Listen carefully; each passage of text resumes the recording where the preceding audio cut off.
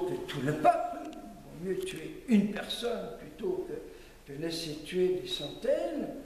Il interprète ça, eh bien, il faut qu'un meure pour le monde entier, pour toute l'humanité, pour rassembler tous les enfants de Dieu, toutes les nations. Voyez. Et vous avez entendu, à la fin, Jésus disparaît, parce que son heure n'est pas encore venue. Et il va faire une retraite en silence, uniquement avec ses apôtres. Peut-être Marie, quelques saintes femmes, on ne sait pas, mais en tout cas, des apôtres, dans un petit village, tout petit hameau de 20 ou 30 maisons, à 18 kilomètres au sud de Jérusalem, qui s'appelle Ephraim ou Ephraïm. Voilà. Et Père Charles de Foucault fera toute une retraite dans ce village où il écrit chaque jour ses méditations en pensant, en imaginant tout ce que Jésus devait vivre intérieurement pendant ces tout derniers jours, pendant cette toute dernière retraite où il se prépare à tout ce qui l'attend. Il a eu ce besoin de désert, d'être seul avec son Père et dans l'intimité des siens pour affronter tout ce qui l'attend. C'est très, très émouvant, toute cette semaine à Ephraim. Et on identifie aujourd'hui ce village avec celui de Taïbé, T-A-Y-B-E-H, qui est encore un village presque complètement chrétien, arabe chrétien, palestinien chrétien, et qui est là, c'est en train les chrétiens sont en train de diminuer à cause de tout ce drame que vous savez, de l'hémorragie et des chrétiens de Terre Sainte. Voilà. Et donc, d'année en année, il y a de moins en moins de chrétiens, de plus en plus de musulmans. Mais jusqu'à il n'y a pas longtemps, c'était un village entièrement chrétien. Voilà. Et c'est à la fin de cette retraite que samedi, justement, aujourd'hui, dans la chronologie, donc Lazare, c'était dimanche dernier, parce que tout ça, c'est très, très précis dans l'évangile de Jean. Et le samedi, il monte, cette fois-ci, définitivement, pour sa sainte passion. Il sait qu'on le cherche partout, la police cherche partout à l'arrêter. Tout le monde se demande est-ce qu'il va venir à Pâques, est-ce qu'il va vraiment venir à Jérusalem ou pas, est-ce qu'il va rester caché, on ne sait pas où il est et tout. Il est arrivé à Béthanie. Béthanie est le village le plus proche de Jérusalem, qui est juste au sommet, de l'autre côté un peu du sommet du mont des Oliviers. Et c'est ce soir, le samedi soir, qu'a lieu le dernier repas de Jésus et la dernière nuit dans une maison. Parce qu'à partir de demain, on va passer toutes ces dernières nuits, du dimanche au lundi, mercredi, jeudi, ces 4 dernières nuits, on passe dans l'hôtel 10 000 étoiles, sur la voûte céleste, à camper, bivouac, avec ses apôtres, sur le mont des Oliviers. Il ne veut plus être dans une maison. Voilà. Donc c'est sa dernière nuit dans une maison, avec un toit, et son dernier repas. Et c'est un repas de fête. Et c'est pendant ce repas de fête qu'a lieu cette onction par Marie de Béthanie que nous allons célébrer avec un décalage horaire de 2 jours, lundi. Voilà. Normalement, si la liturgie suivait très précisément, on aurait dû mettre cet évangile aujourd'hui. Et l'évangile d'aujourd'hui, la condamnation à mort, on aurait dû l'avoir lundi, si on était chronologiquement. Voilà. Mais les églises orientales, les églises orthodoxes, aussi ont des décalages horaires. Par exemple, aujourd'hui, samedi, ils fêtent la résurrection de Lazare. C'est ce qu'on appelle le grand samedi de Lazare. Voilà, donc eux aussi sont un peu décalés. Voilà. Donc nous parlerons lundi de cette onction de Béthanie. Vous y êtes? Vous suivez? Donc là, nous sommes arrivés à samedi soir, ok? Et c'est demain matin, très tôt le matin, qu'il sort de la maison de Béthanie et avance vers Jérusalem. Donc il faut monter sur le sommet du mont et des Oliviers, et puis c'est la grande redescente vers Jérusalem. Et du sommet, on voit toute la ville sainte. Et c'est cette fameuse entrée dans sa cité qui va rameuter des quantités de jeunes, c'est très précis, de jeunes et d'enfants surtout, mais toute la grande foule, et que va avoir lieu cette entrée festive, solennelle de Jésus, acclamé par tout son peuple, l'acclamant comme son roi. Et c'est la seule fois de toute la vie de Jésus, la seule fois où en 33 ans, il accepte d'être acclamé comme roi. Quand le peuple essayait de le faire, par exemple, après la multiplication des pains, eh bien, il s'enfuyait tout de suite au désert pour éviter, justement, qu'il ne soit proclamé roi, ce qui aurait provoqué beaucoup de troubles politiques et tout ça. Mais là, il sait très bien que ça va être juste un moment. Il sait très bien que toutes ces mains qui l'applaudissent beaucoup vont devenir des poings qui vont réclamer sa main le vendredi saint, 5 jours après. Il sait que beaucoup vont se retourner contre lui sous la pression des grands chefs et tout ça. Et donc, il accepte simplement humblement. Voilà.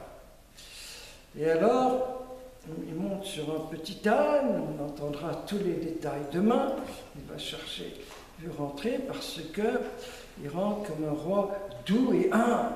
Donc, ce n'est pas un cheval. D'ailleurs, seuls les Romains pouvaient être sur des chevaux. Les soldats romains, les Juifs devaient être sur des ânes, parce qu'ils ne sont pas dignes d'être sur un cheval, voilà. Et ils rentrent très humblement comme ça.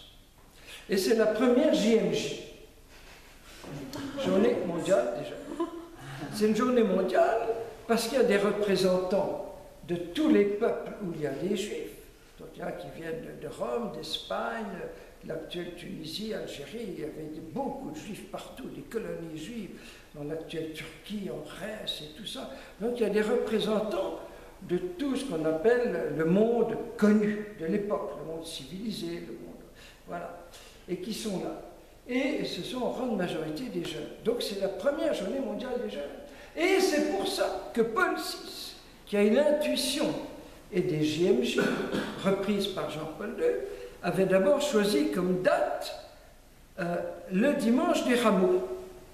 Et les premières JMJ, les 2 premières, ont eu lieu à Rome. Tout JL était là, c'était la première année de JL, je crois, et justement pour les Rameaux. Et c'est pour ça que dans les diocèses, on choisit aussi les Rameaux pour une journée diocésaine. Voilà. Après, on a mis les JMJ l'été, c'était plus pratique pour les vacances des jeunes et tout ça. Et voilà. La première JMJ. Voilà. Et toute cette foule va éclater en louange pour tous les miracles qu'ils ont vus. C'est très précisé. Voilà.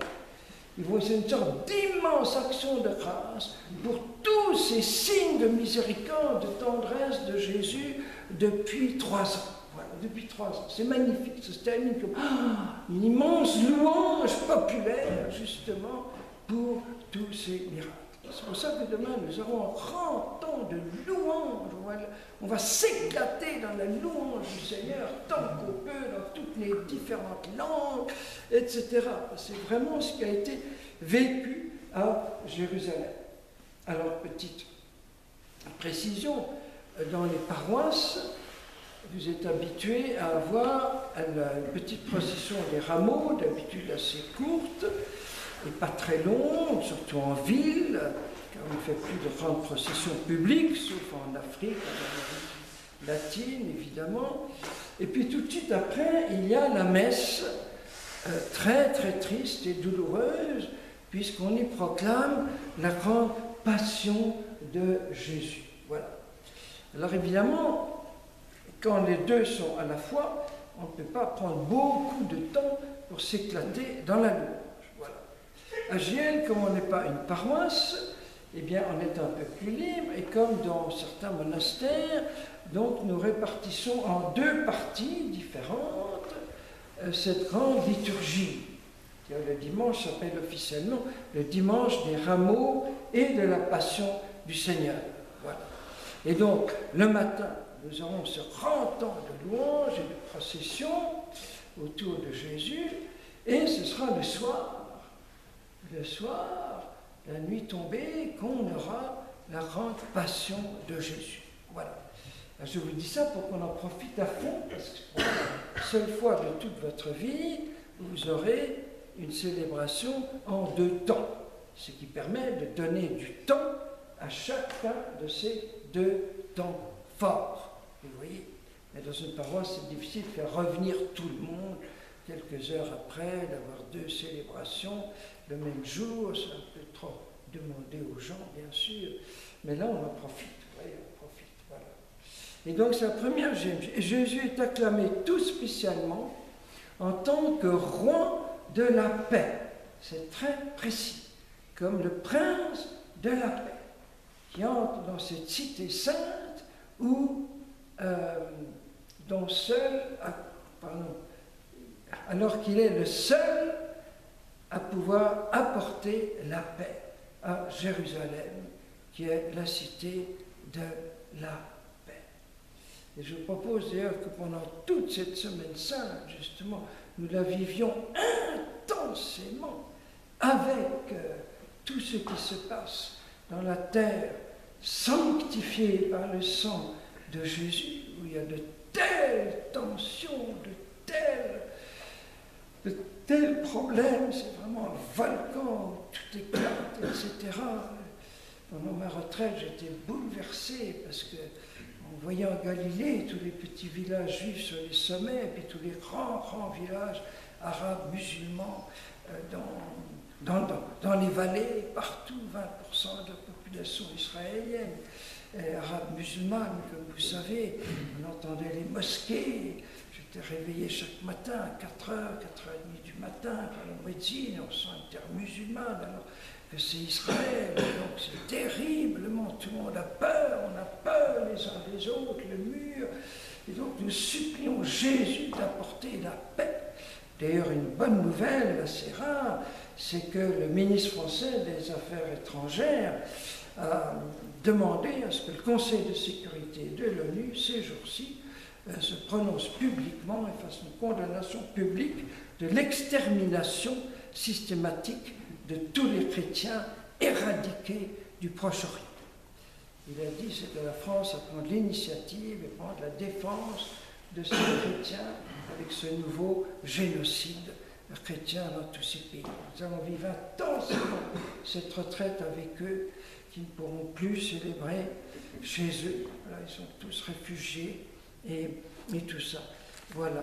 Et enfin, une dernière chose aussi, pour préparer cette grande procession de Noël, c'est que les jeunes, les enfants, tout ça, ils reprennent le Gloria in excelsis Deo de Noël. Et pour Marie, elle a dû être bouleversée d'entendre les mêmes phrases que les anges chantaient à Noël. Et ils reprennent aussi le chant des chérubins et des séraphins qui chantent le Sanctus, tel qu'Isaïe l'a entendu.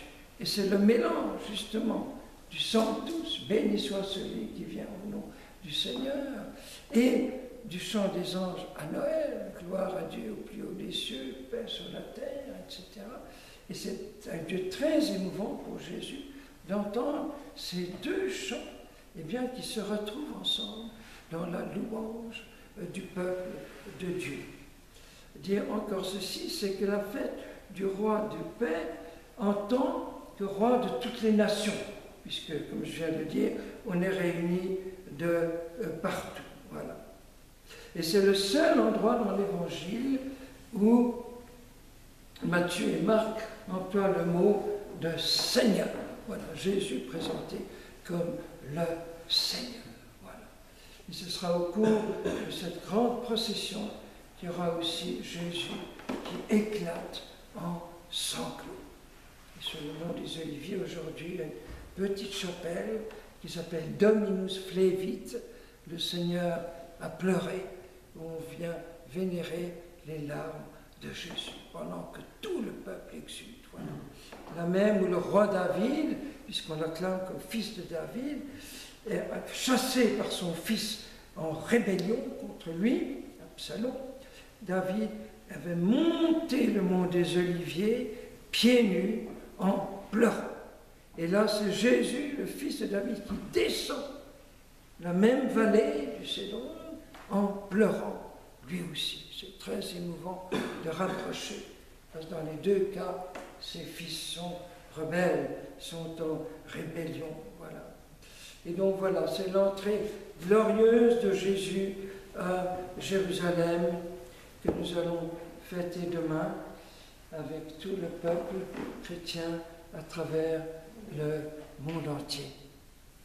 Et comme ça, nous allons commencer cette grande retraite demain soir que nous allons vivre au nom de tous les JL, et là beaucoup de JL écoutent cet enseignement ce soir et demain, au nom de vous tous et JL, dont beaucoup rêveraient d'avoir une semaine sainte en retraite ou à JL, à Prattelon, et ne le peuvent pas. Tant et tant de gens obligés de travailler, et vous aussi probablement, vous aurez peu de semaines saintes où vous pourrez être en retraite, dans un monastère ou quelque part. Donc profitez-en à fond, à fond. Nous allons la vivre pleinement avec tout le déploiement liturgique au nom de tous ceux qui ne peuvent pas, et d'avance pour vous tous qui ne pourraient peut-être plus après. Vous voyez ? Voilà, donc la vivre d'autant plus intensément pour me prendre comme des réserves pour toute la vie, si je puis dire.